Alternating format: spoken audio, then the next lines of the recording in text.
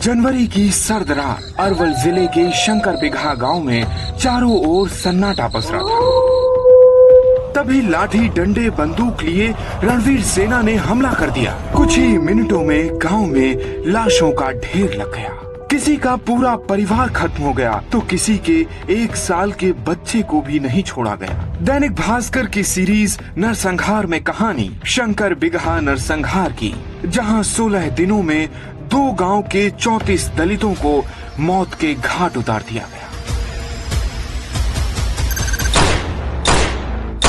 25 जनवरी 1999 देश 50वां गणतंत्र दिवस मनाने की तैयारी कर रहा था। कुछ देर पहले ही राष्ट्रपति ने अपने संबोधन में दलितों पर अत्याचार रोकने की बात कही थी, लेकिन घड़ी में जैसे ही रात के 10:30 बजे शंकर बिगहा में रहने वाले दलित परिवारों में दहशत भरी चीख पुकार मच गई। 110 घरों वाले इस गांव में करीब 100 घर दलितों के थे, जिन्हें यहाँ मजदूरी करने के लिए बसाया गया था। न किसी के पास पक्का घर था, न ही खेती के लिए जमीन। हमलावर रणवीर बाबा की जय के नारे लगाते हुए गांव में घुसे। वहीं पास में भैरव राजवंशी का घर था। उन्होंने नारों की आवाज सुनी और चिल्लाते हुए कहा, अरे बचवा, सबको लेकर भागो, रणवीर सेना वाले आ गए हैं। भैरव राजवंशी तो भाग गए, लेकिन बाकी लोग अंदर फंस गए।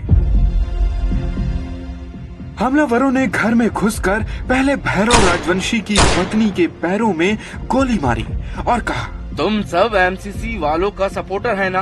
आज गांव में कौनू बचेगा नहीं, एक एक आदमी को उड़ा देंगे। फिर उनके दोनों बच्चों को उनकी आंखों के सामने गोलियों से छलनी कर दिया। आगे बरामदे में जागरण चल रहा था। 10-15 लोग नाच गा रहे थे। 40-50 हमलावरों ने बरामदे को चारों तरफ से घेर लिया। कुछ ही मिनटों में बरामदे में 10 लाशें बिछ गईं।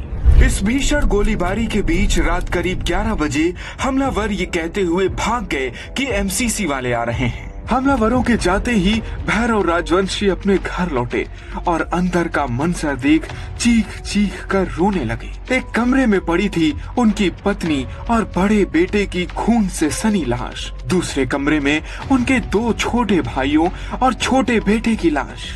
रात 2 बजे जहानाबाद एसपी और एएसपी गांव पहुंचे। एसपी ने घर घर जाकर देखा तो 23 लाशें मिली, जिनमें 5 महिलाओं और 7 बच्चों की लाशें थीं। सीनियर जर्नलिस्ट रमाशंकर मिश्रा के मुताबिक किसी की आंखें निकाल ली गई थी तो किसी के हाथ कटे हुए थे। शंकर बिगहा नरसंहार को 1998 के चौरम कांड का बदला कहा गया, जिसमें 10 सवर्णों की हत्या कर दी गई थी और आरोप माओवादियों के संगठन एमसीसी पर लगा था। रणवीर सेना का मानना था कि शंकर बिगहा गांव के लोगों ने ही चौरम कांड में माओवादियों की मदद की थी। उस समय अटल बिहारी वाजपेयी प्रधानमंत्री थे और राबड़ी देवी बिहार की मुख्यमंत्री। सुबह लालू यादव और राबड़ी देवी पुलिस अधिकारियों के साथ शंकर बिगहा गांव